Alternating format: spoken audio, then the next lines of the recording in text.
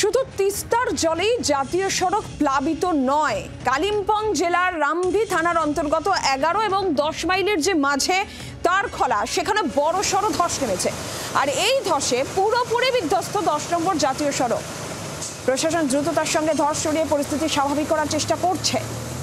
আপনারা ছবি দেখতে পাচ্ছেন, একেবারে বিপর্যস্ত জনজীবন, সেখানে যোগাযোগ ব্যবস্থা কার্যত ভেঙে পড়েছে বলা যায়।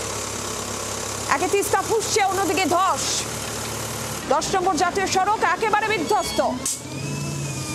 ভয়াবহ ধস কালিম্পংয়ে, যে ছবিও দেখছেন, বহু পর্যটক স্থানীয়রা রীতিমতন বিপাকে পড়েছেন।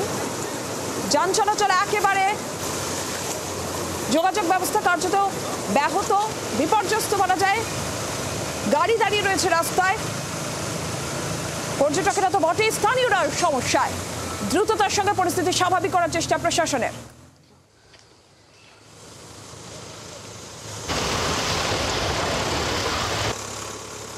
কালিম্পং জেলার তিস্তা বাজারে রয়েছে।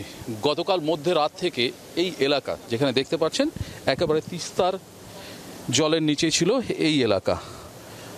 যদিও এই মুহূর্তে পাহাড়ে বৃষ্টি নেই, যার ফলে কিছুটা হলেও স্বস্তির নিঃশ্বাস। তিস্তার জল অনেকটাই নিচে নেমেছে, আস্তে আস্তে পরিস্থিতি কিছুটা হলেও স্বাভাবিক হচ্ছে।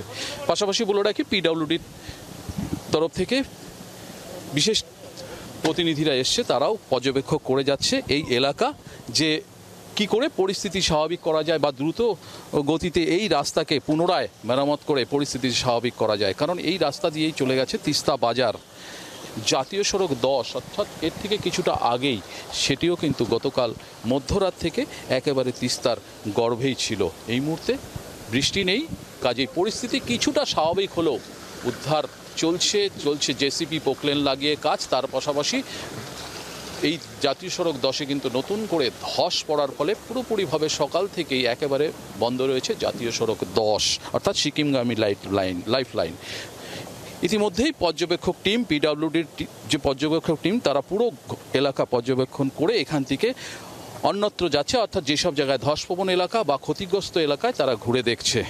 সব মিলিয়ে বন্ধ রয়েছে মধ্যরাত থেকেই সিকিমগামী লাইফলাইন জাতীয় সড়ক 10, অন্যদিকে কালিম্পং যাওয়ার রাস্তা, পাশাপাশি দার্জিলিংয়ের যে দিকে যে রাস্তা গেছে অর্থাৎ রাজ্য সড়ক, সেটিও বন্ধ রয়েছে।